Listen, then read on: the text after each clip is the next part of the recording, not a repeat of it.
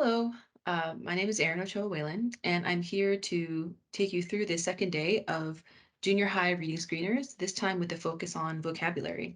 If you would please join me in beginning with a prayer. In the name of the Father, the Son, and the Holy Spirit. Heavenly Father, we come to you today asking for your guidance, wisdom, and support as we begin this day's professional development. Fill us with your grace, Lord God, as we learn today for the good of our students and for the service of humanity. We ask this in your name. Amen. In the name of the Father, the Son, and the Holy Spirit. We also acknowledge that Treaty 6 territory on which we stand is the ancestral land of the Indigenous peoples and is common home to everyone in virtue of God, our Creator's gracious gift. In today's presentation, we will review the science of reading. We will review the concept of tiered vocabulary. I'll ask you to consider UDL, which is Universal Design for Learning, and EAL, which stands for English as an Additional Language, frameworks when addressing struggling readers. And we'll introduce you to 3 vocabulary strategies that you can implement as a staff. TQS competencies are listed there for your convenience. And hopefully you've also had a chance to print off the handout that was printed on the SharePoint page where this video and slides are found. It is a double-sided one-page handout for every staff member in the meeting. The first concept I'd like to review is the notion that speaking and movement are natural, but reading and writing are not. There used to be a belief that if you surrounded students with good books and you read to them often, that students would pick reading up. And even today, we use phrases like a natural reader or a born reader to describe those students who read well or read in great quantities or read at an advanced level. But that's a misnomer. Reading is actually more like flying. It is unnatural and scary for some people. Actually, maybe a better analogy is that reading is like learning to play by the rules of a specific sport. Movement is natural, but layups have to be learned. Human beings invented reading and writing as a way to communicate. Communication is natural, but reading is not something that our bodies can automatically do. The second concept is that everyone learns to read by activating the same parts of the brain to form connections and pathways. Struggling readers and non-readers don't have those connections and often will use the wrong side of their brain to read. But instruction can prevent or correct this. We know that when we start students at the same starting line in a race, that they'll all begin together, but they won't finish at the same time, and that they're not supposed to. Reading in that analogy is more like a marathon than a sprint. It's more important that a student gets to the end than they get there first. And it's actually okay that they take more time than others to get there. The point is that some students will need more help and than others will. And we as teachers should be there to give students that help. Now, a common type of feedback that I received to the first session of this PD series was one of initial resistance, which I understand. I mean, there's a lot of compliments too, and I thank you for both. But I think that I do understand and acknowledge that teachers in junior high and high school as well are really beginning to feel the squeeze of, not just reporting deadlines and schedules, not just COVID and illness, but all sorts of pressures that are exacerbated by standardized exams like the PATs or the CFAs or the CSAs. I do understand the source of that kind of resistance, of this phrase of I'm a blank teacher, not a reading teacher. And that blank would be like a subject area, not like an adjective. But I do also have to push back on the idea that a student's ability to read has no bearing at all on their performance in your subject specific classroom.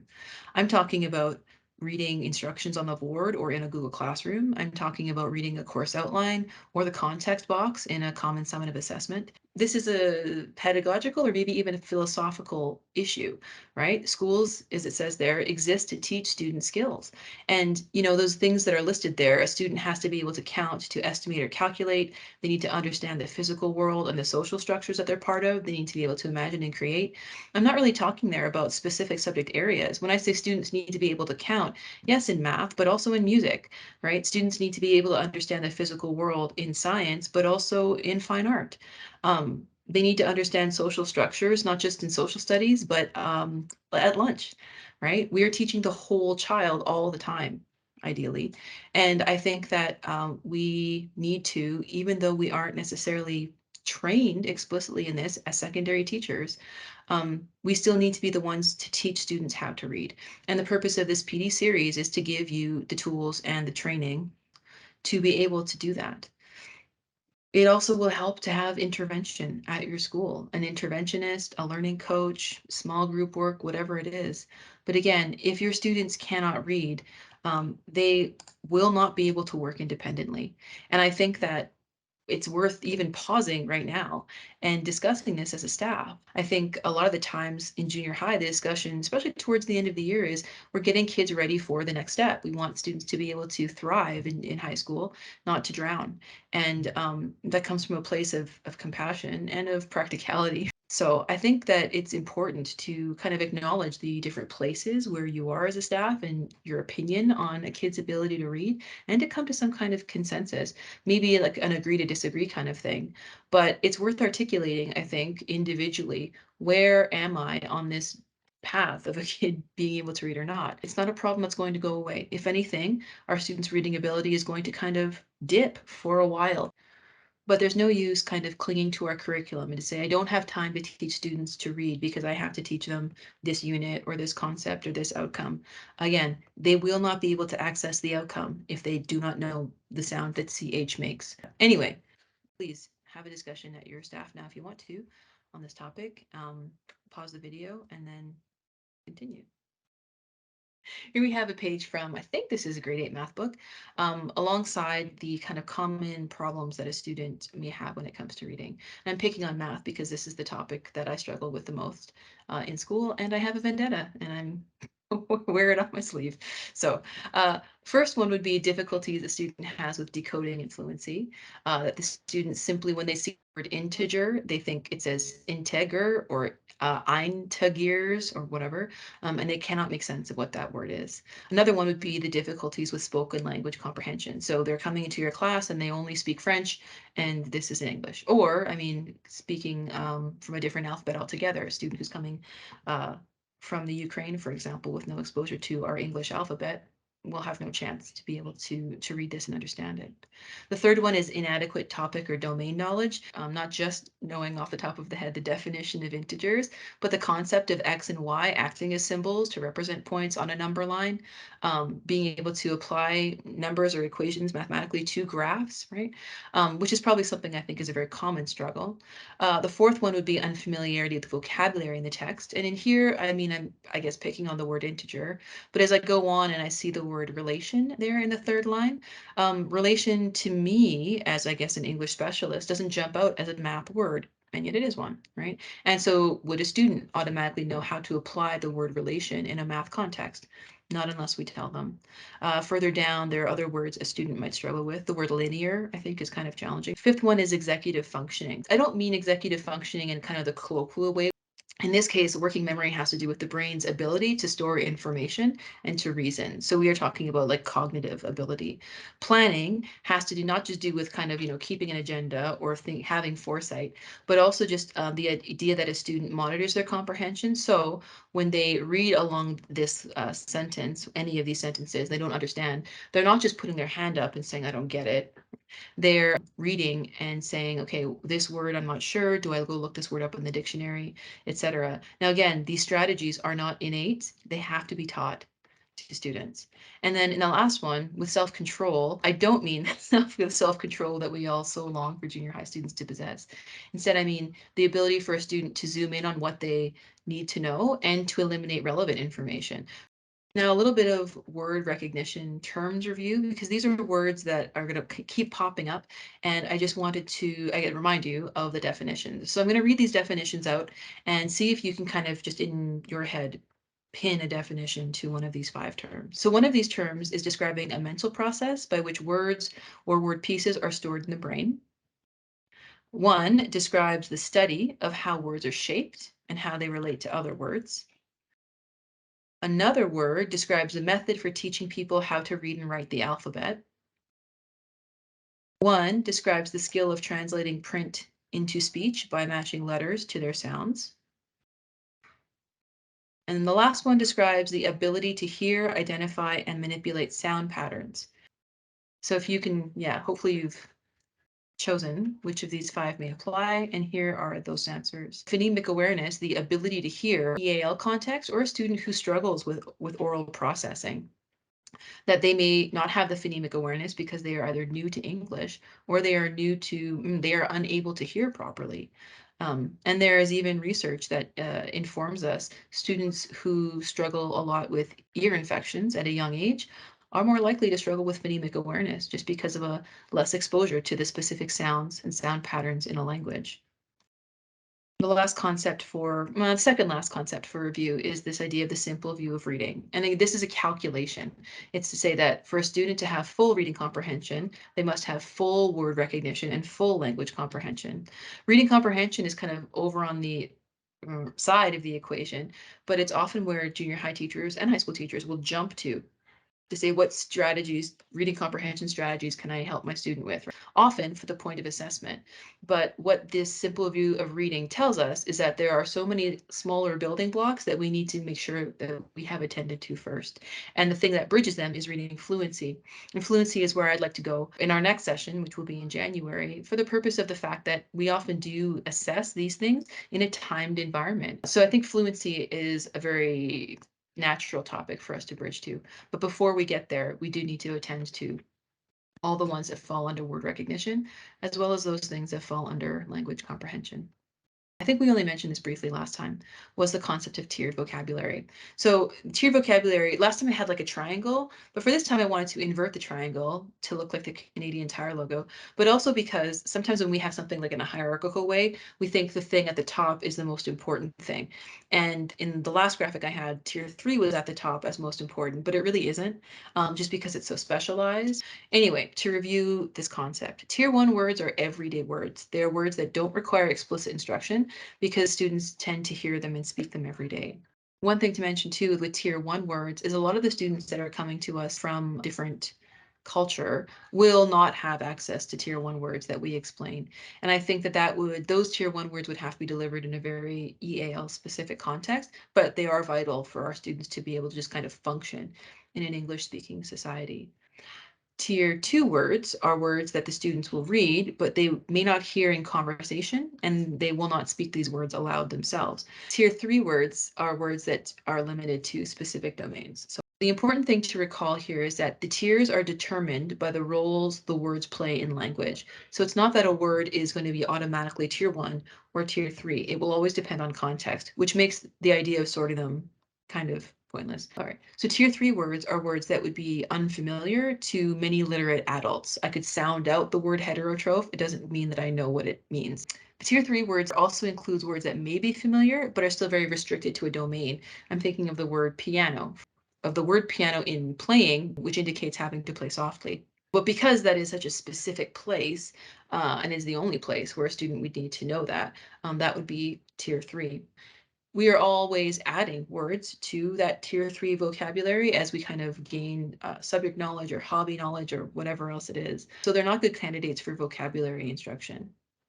So these are words that are not very common in conversation. They also have a lot of like utility, so they will pop up in a lot of different areas, but probably with a different kind of flavor specific to the context. For that reason, if you teach a specific word, if a student can imply it several places, then you've taught them, I guess, one word, but 10 applications of that word. An example of a word like that was identified by the consultants was the word measure. If you think of offhand of the different subjects just in your school, measure can be an act, right? A verb, the act to measure something, but it can also be a noun, right? Measure, war measures act, or measure in music. To be measured, it can be an adjective. So that is kind of one example of a tier 2 word that has a lot of reach. Which brings us to our little activity. So on your handout, there is an excerpt from, I believe this is grade 8 social studies textbook, and a brief definition of the tiered vocabulary. And so I invite you to pause this video. Please pause the video to give people a chance to read this little excerpt on the humanist scholars and then to sort. Now, I would say don't worry about identifying tier 1 words. Like I said, tier 1 words are kind of basic everyday words. So yes, the, he, it would go in there, but so probably with the word art or the word great. So don't worry so much about that. But with the definition that you've just been given, which words do you think would fall into tier 3 and which words do you think would fall into tier 2? Remembering that tier 3 is very subject specific and words that are probably not used too frequently. And tier 2 are high frequency words that students will encounter across subject areas. So if you please take a moment to pause this video, read through the grade 8 social studies textbook excerpt and identify words, let's say 5 minutes. And when you come back, we will talk about it. I'll just pause so you can run to press pause on the video. So there on the right are kind of like my answers, but actually one thing I want to point out is that there is nothing scientific about the way that words are sorted or identified for attention. So I think that like there's no such thing as like a grade 9 word or a grade 8 word or a grade 7 word or a grade 11 word. There are concepts, right, identified in curriculum that would have us tied to grade level, but the words themselves are simply words. The other thing too is if your answers are different from mine, it literally does not matter because the point of categorizing words into tiers isn't to be correct. The point is to think to yourself, what is a word that the students in my classroom need help understanding and what are words that they don't? Now we already have some of these words on the go, like I said, because of curriculum, right? Or subject area. So for example, if you're teaching music, yes, you do need to teach that piano means soft, otherwise you'll lose your hearing sooner than the other music teacher.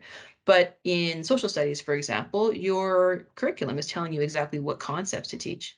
When it comes though to understanding that page in the textbook, if that's the book you're choosing to use, taking a look at these tier 2 words is not just preparing a student for understanding that concept or those words that are to come. It's also to kind of give them the flexibility to encounter these words or words like them in other contexts. So for example, my first tier 2 word is the word dwelt. Well, this was taken from the spoken excerpt from Petrarch, right? No one really says dwelt anymore, but we do use the word dwelling. So to be able to teach a student that dwelt is related to dwelling or to dwell, again, will help them encounter that word in the future. The same thing with antiquity versus antique. It's not often that a student will use the word repelled or repellent in their writing or in their speaking, but it sure would be nice if they did. Well, then teach them the word and they're more likely to do that. And the rest of the words kind of follow there. Now, if you kind of have things in different places, you put translations in tier 2, that's fine.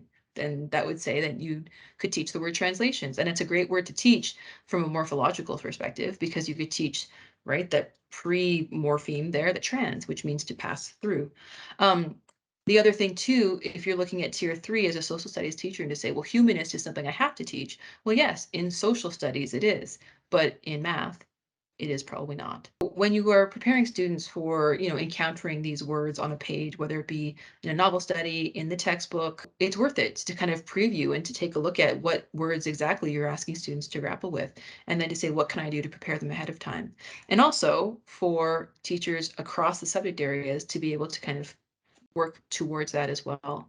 So another concept to review before I turn this over to some other consultants is to consider that all students will benefit from this explicit and systematic instruction. Many of us are finding that we have more and more EAL students in our classrooms, and these are students that are, some are new to Canada and some are not, but they're often, for reasons entirely out of a child's control, that they now find themselves part of the Canadian English education system. You might not be familiar with all the EAL consultants, but one of them, Vanessa Gavin, is going to speak to you in a moment about approaching struggling readers from an EAL perspective, English as an additional language. After that, you'll hear from Antonio Stabile, who is an inclusive consultant, and he'll elaborate on this concept of universal design and hopefully give you some ideas of where that can fit into your classroom. Hi everyone, my name is Vanessa Gavin and I am a secondary EAL consultant this year. I would like to use this opportunity to speak to Tier 2 vocabulary and our ELL students. Tier 2 words are academic words that are used across subject areas.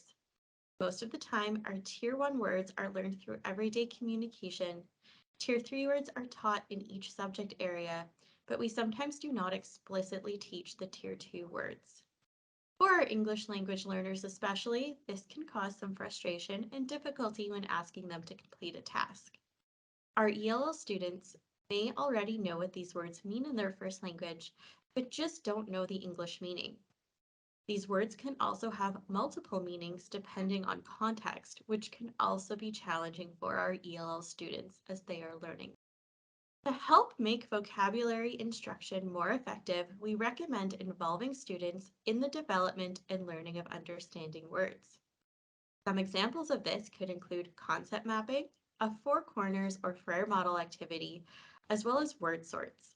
In addition, it is also important to empower them with strategies for independent word learning so that if they are asked to complete a task with unknown words, they can access a strategy to gain meaning.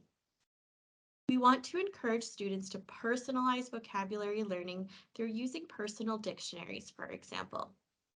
Each student in your classroom will have varying levels of vocabulary knowledge, so it is important that every student is able to personalize their own vocabulary learning. For this, we may consider generating a class list of words, but having each student select vocabulary that they personally do not know and want to understand. We also want to immerse students in language environments that help them learn words. Visuals around the classroom that draw your students' attention to learning new words are so important in vocabulary building. Our English language learners find success in word walls and anchor charts as two examples, which allow students to recognize and use the words around them. And lastly, creating opportunities to learn words through repeated exposures. Students need to hear and see new words more than once for vocabulary development. We want to encourage our students to use the words both in speech and in their writing. On our English as an Additional Language SharePoint site, we do have resources in our supporting Level 1 section, which I'm also linking to this presentation. In any of the languages that you see posted on the left, we have found cards that have some Tier 2 words with a visual as well as translation into the student's first language. These vocabulary cards can really be helpful for students who know what these words mean in their first language, but just need access to the English word. I would encourage teachers to use these for our Level 1 students, especially to help them understand some of the action words behind the tasks that we're asking them to complete and to become familiar with these words. This will in turn help them in many different subject areas.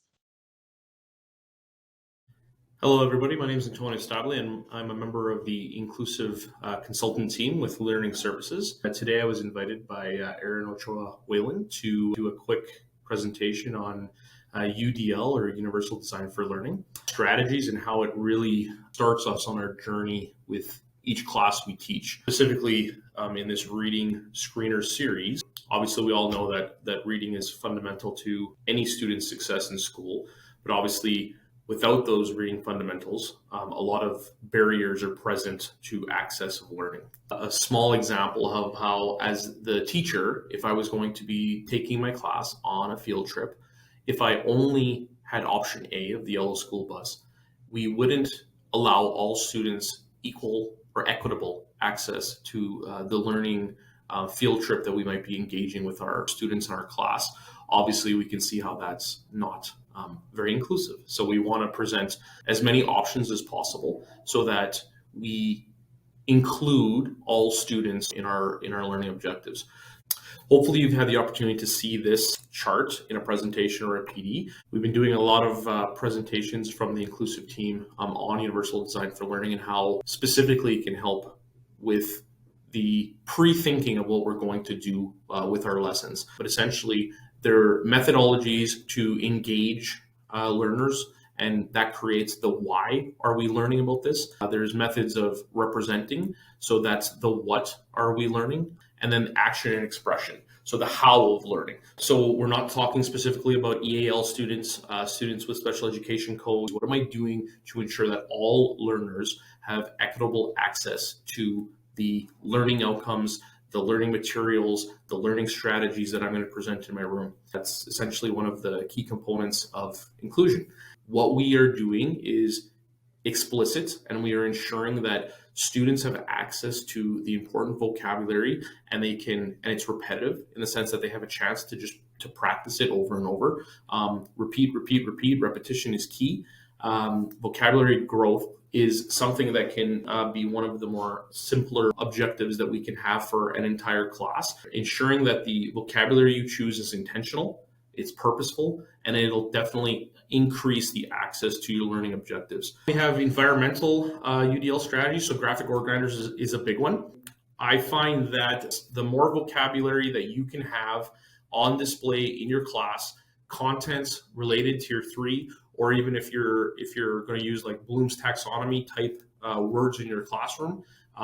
Tier two, how do those words link? How often do you utilize them? How often do you have students go up to them in your class? Like I was a social teacher, I had a map in my class. If I didn't actually ever engage with that map or have the students engage with that map just becomes a placeholder in my room. And of course, we all as teachers or individuals, we have our placeholders that we like. You know, I enjoy soccer and football, so I used to have posters like that in my room. But if that's all you have, that's definitely not going to assist all students in their learning journey. For how to teach vocabulary in content classes, so again, not just LA or ELA. Example here on the left-hand side is photosynthesis, so obviously a science example. So as a verb, it's to absorb. Noun, sunlight, water, carbon dioxides. How are those connecting? What photosynthesis is to other pieces. We see those words in other classes, not just in your science class. How can we continually make that relevant?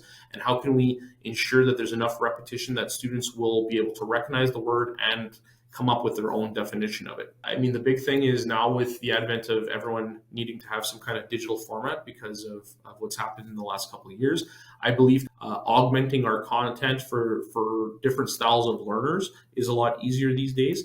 We have a lot of support on our curriculum consultant team and our inclusive teams. So please reach out to us whenever you have a question or you have a need, or if you want to do a session that's more geared towards your individual needs, please reach out. And I can't wait to meet some of you in person. There are more videos from Antonio and Vanessa that exist at the bottom of the SharePoint page, some elaboration on specific strategies that you can use in your classroom. And I mean, they have a lot of ideas, and it's just a matter of having the support and the time to implement them. So now, before moving to the second part of the afternoon, I think it's worth taking some time to reflect and to say, I thought this before, and now I think something, well, it might be the same thing. It might be something else. But I do think it's worth taking the time as a staff to have a discussion. And, you can use these questions here on the screen as kind of discussion starters, or things might go a different way. Every school is different. But before we get into the more specific look at vocabulary instruction, I would like you to just have a moment and have a talk. So this video will end in a few seconds, and then there is a second video with a bit more information and details on vocabulary instruction.